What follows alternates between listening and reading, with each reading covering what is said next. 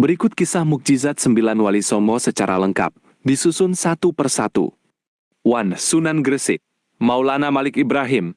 Mengubah tanah yang tandus menjadi subur hanya dengan menancapkan tongkat, sehingga masyarakat yang miskin berubah menjadi sejahtera dan tertarik mendengar dakwah Islam.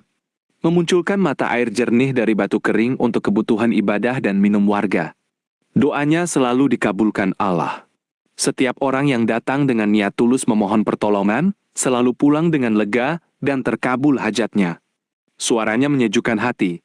Siapapun yang mendengarnya, baik yang bermusuhan maupun yang keras hati, akan merasa damai dan berdamai. 2. Sunan Ampel, Raden Rahmat. Berjalan di atas air tanpa basah kaki, ketika menyeberangi sungai besar untuk mendatangi daerah terpencil. Tidak mempan ditusuk keris atau senjata tajam saat diserang orang yang memusuhi dakwahnya. Menancapkan tongkat menjadi pohon hidup yang berbuah dan rindang, sebagai tanda keberkahan di lokasi pesantrennya. Kata-katanya langsung menembus hati orang yang awalnya keras kepala, setelah mendengar nasihatnya, langsung bertobat dan beriman. Sri, Sunan Bonang, Raden Mahdum Ibrahim. Mengubah buah kolang-kaling menjadi emas murni untuk menyadarkan seorang perampok, yang kemudian bertobat dan menjadi murid setianya. Memunculkan kembali kitab-kitab suci milik seorang Brahmana yang tenggelam di Laut Tuban, sehingga sang Brahmana kagum dan akhirnya masuk Islam. Menenangkan ombak besar di pelabuhan Tuban hanya dengan melambaikan tangan. Kapal yang hampir karam terselamatkan. Suara syairnya didengar sampai jauh, bahkan ikan di laut dan burung di pohon seolah ikut menyimak dengan tenang. 4. Sunan Giri, Raden Paku.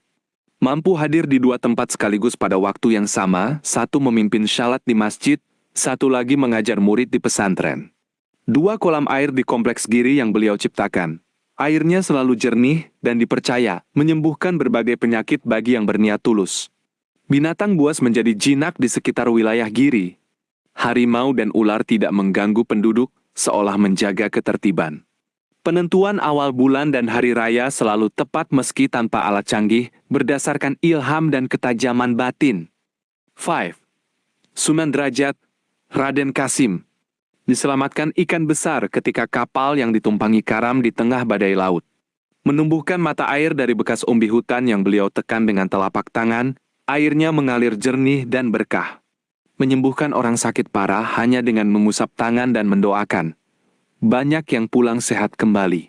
Setiap pemberian yang sedikit di tangannya berlipat ganda, cukup untuk memberi makan banyak orang miskin dan yatim. 6. Sunan Kudus, Jafar Shadiq.